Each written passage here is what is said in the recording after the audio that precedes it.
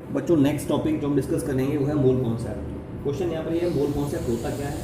तो mole concept को समझने के लिए मैं सबसे पहले बताना चाहूँगा, अगर हमें किसी भी पर्टिकुलर आर्टिकल को काउंट करना है, कोई भी आर्टिकल है, अगर आपको उसको काउंट करना है तो कुछ पर्टिकुलर यूनिट्स हैं जिनको आप यूज़ करते हैं, जैसे for example dozen, for example gross. ये यूनिट्स हैं जिनके द्वारा आप किसी भी पर्टिकुलर आर्टिकल को काउंट करते हैं।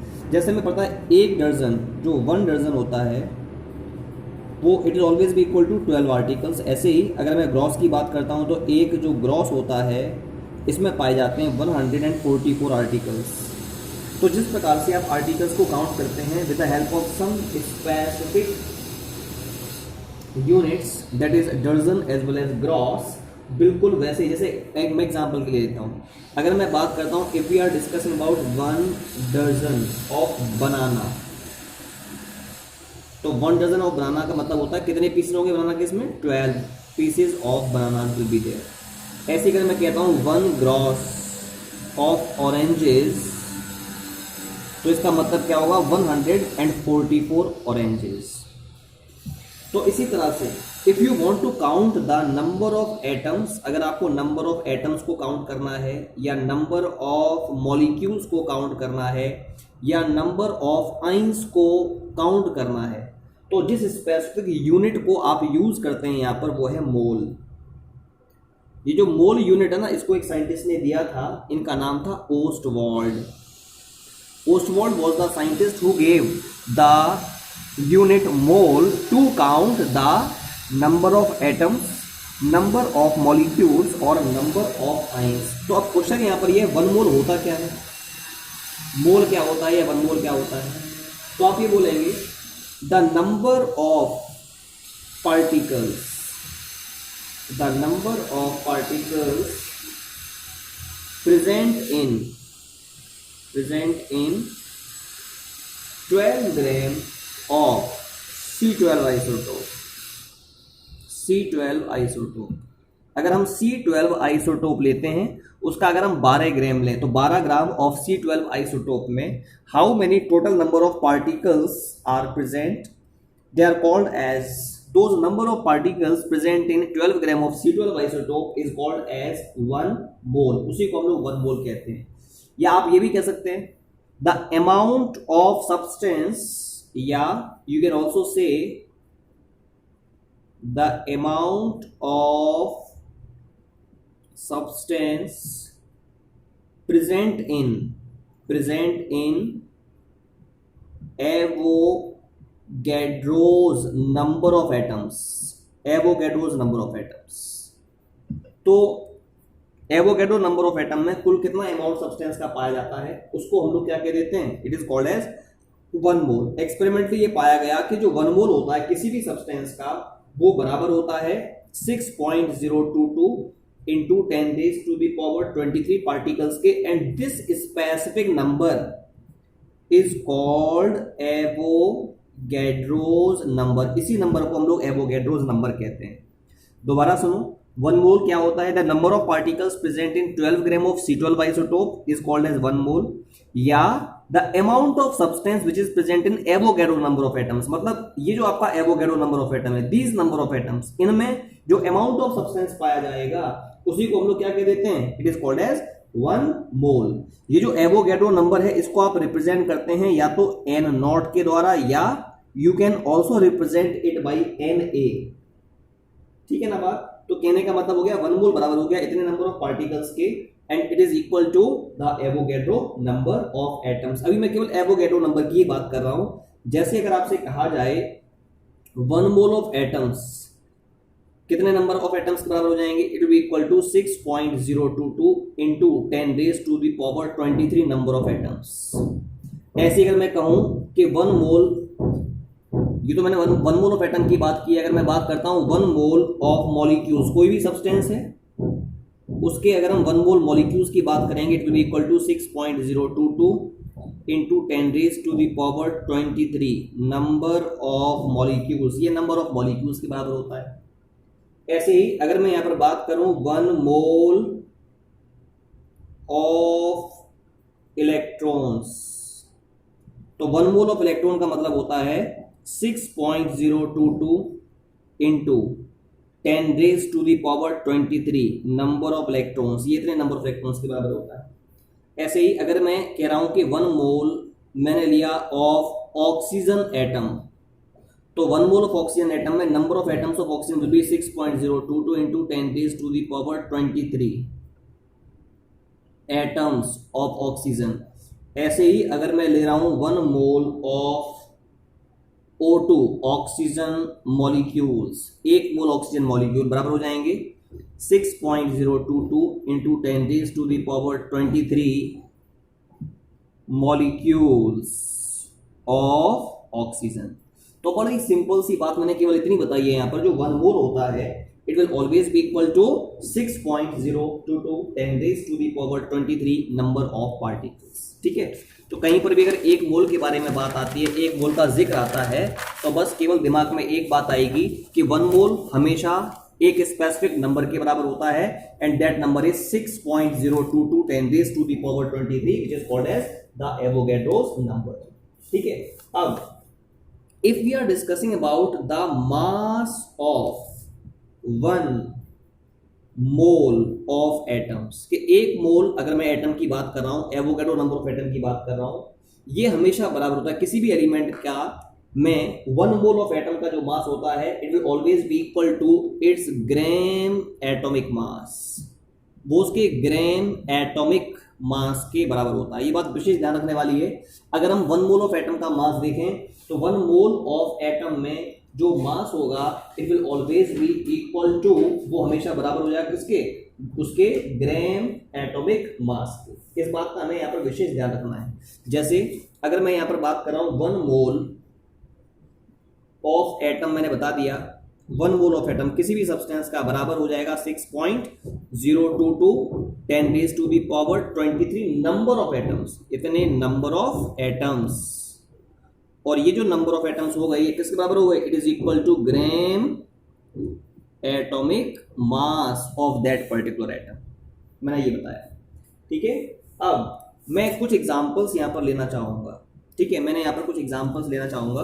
अब वो एग्जांपल्स क्या होंगे उनको देखते हैं 1 बाय 1। ठीक है, जैसे हमने क्या किया यहां पर, if suppose I am taking, suppose मैं यहां पर ले रहा हूं, मैंने लिया यहां पर 1 मोल, या मैं पहले मास की बात कर रहा हूं, मास ऑफ 1 एटम, या मैं बात कर रहा हूं एटॉमिक मास की। I am discussing about the atomic mass of aluminium. अगर एल्यूमिनियम का एटॉमिक मास की बात की जाए, पता है हम लोगों को कितना होता है, 27 AMU होता है। ठीक है, अब हमें क्या निकालना है, ये तो एक एटॉमिक मास का मतलब एक एल्यूमिनियम एटम का मास 27 AMU है, और हमें यहां पर बात करनी है मास of 1 mole of aluminium atoms, of aluminium atom. तो अगर मैं 1 मोल एल्यूमिनियम एटम का मास निकालना है, तो 1 मोल ऑफ एल्यूमिनियम एटम में number of atoms of aluminium will be 6.022 into 10 raise to the power 23 into, एक और इंपोर्टेंट बात यहां पर, इसका जो मास होता है कितना होता है।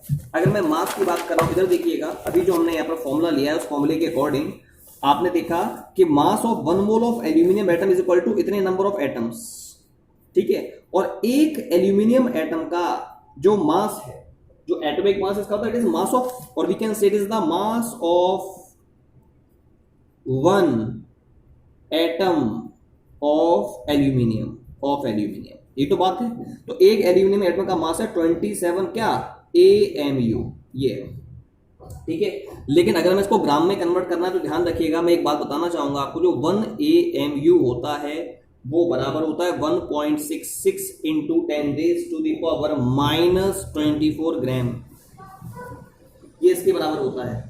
अब अगर मैं इसको यहाँ पर मल्टीप्लाई कर दूं तो आपको मिल जाएगा 6.022 into 10 raise to the power 23 multiply by 27 into, multiply करो 1 AMU इज इक्वल टू है 1.66 into 10 raise to the power -24 के, जो ग्राम में आ जाएगा। मल्टीप्लाई करने के बाद यू विल गेट 27 ग्राम। तो जो 27 ग्राम आपने यहाँ पर निकाला, it is the mass of 1 mole of aluminium atom. ये 1 मोल ऑफ एल्यूमिनियम एटम का मास है, जिसको हम लोग क्या कह देते हैं, it is called as gram atomic mass. इसीलिए कहा गया कि 1 मोल ऑफ एल्यूमिनियम एटम का जो मास होगा वो उसके ग्राम एटॉमिक मास के बराबर होता है। ये बात हमने यहां पर प्रूव की है, ठीक है। अब बिल्कुल इसी प्रकार से, बिल्कुल इसी तरीके से हम यहां पर अब बात करना चाहेंगे, एक और एग्जांपल लेंगे, और उस एग्जांपल में हमने कहा इसी तरह से अगर मैं कोई भी सब्सटेंस का 1 मोल ले रहा हूं, अभी तो आपने 1 मोल ऑफ एल्यूमिनियम एटम लिया था, अगर मैं 1 मोल ऑफ किसी भी सब्सटेंस का मॉलिक्यूल लूं, आपने कोई भी सब्सटेंस का मॉलिक्यूल लिया है, ठीक है, तो 1 मोल ऑफ मॉलिक्यूल बराबर हो जाएगा 6.022 इंटू 10⁻⁻23 नंबर ऑफ मॉलिक्यूल्स, ठीक है, और ये बराबर हो जाएगा ग्राम मॉलिक्यूलर मास, और ये ग्राम मॉलिक्यूलर मास के बराबर होता है। अब हमें इसी बात को प्रूव करना है कि किस प्रकार से ये ग्राम मॉलिक्यूलर मास के बराबर होता है, ठीक है। एक काम करते हैं, अगर मैं यहाँ पर बात करता हूँ 1 मॉलिक्यूल ऑफ वाटर, अगर मैं वाटर के एक मॉलिक्यूल की बात करूं, ठीक है, जैसे आपने यहाँ पर इसका मास देखूं मैं, मास of 1 molecule of water means मैं यहाँ पर इसका मॉलिक्यूलर मास देख रहा हूं, मॉलिक्यूलर मास ये किसके बराबर हो जाएगा, it is found to be equal to 18 AMU, और we can say that we are discussing about the molecular mass of water, ये 18 AMU के बराबर है। अब अगर हमें निकालना है कि mass of 1 mole of water, आपको 1 मोल ऑफ वाटर का मास निकालना है, तो 1 मोल होता है 6.022 इंटू 10⁻23, ये 1 मोल के बराबर है बच्चों, है ना। तो 1 मोल में है 6.022 इंटू 10⁻23, ठीक है, इंटू भाई एक मॉलिक्यूल का मास 18 AMU, तो 1 मोल का मास कितना हो जाएगा, इतना इंटू 18 AMU, और AMU को ग्राम में कन्वर्ट करने के लिए we have to multiply by 1.66 into 10⁻24 gram. Solve करोगे तो आपको मिल जाएगा 18 ग्राम।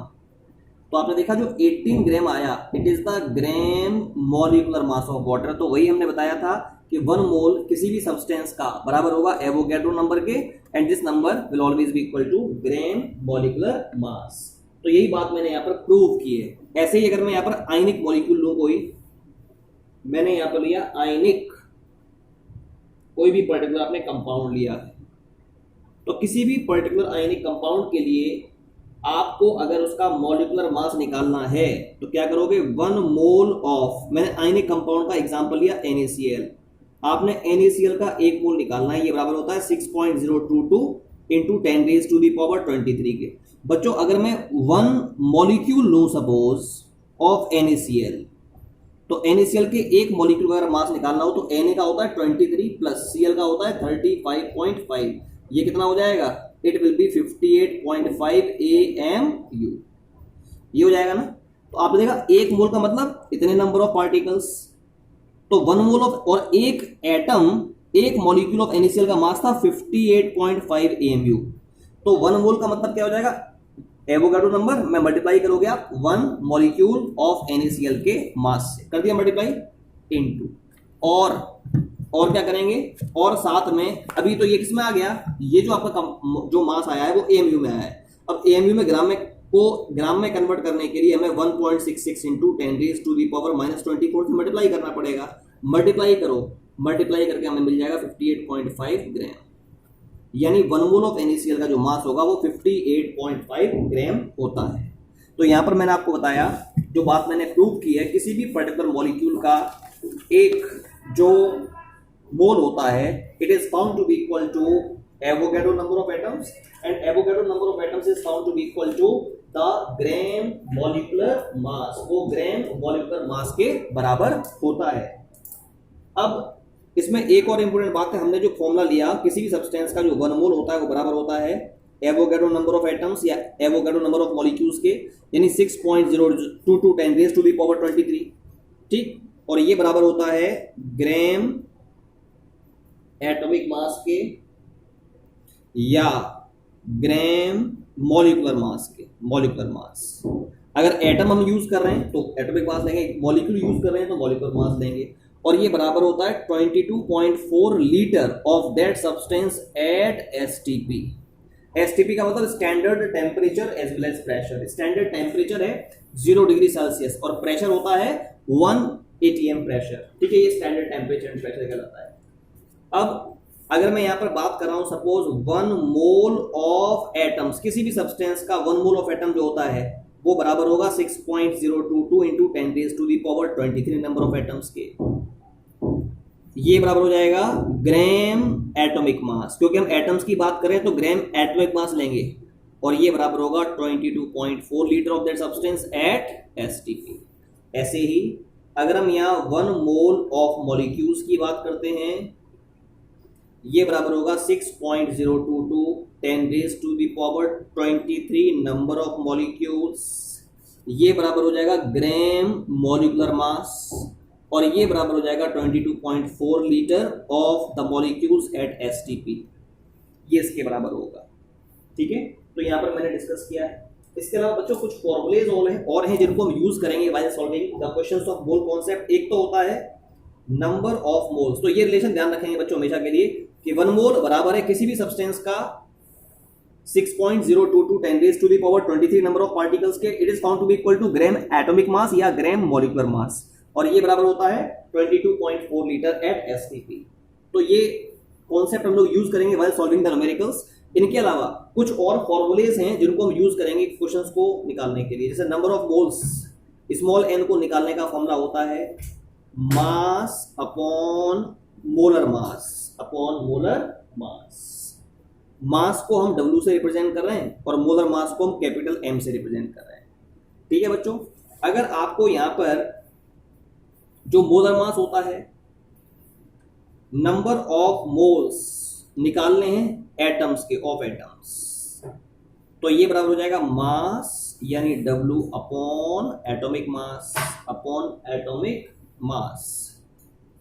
और अगर आपको निकालने हैं number of moles of molecules, molecules के आपको नंबर ऑफ मोल्स निकालने हैं, तो मॉलिक्यूल्स के लिए फॉर्मूला हो जाएगा mass upon molecular mass, molecular mass यानी W बाई M।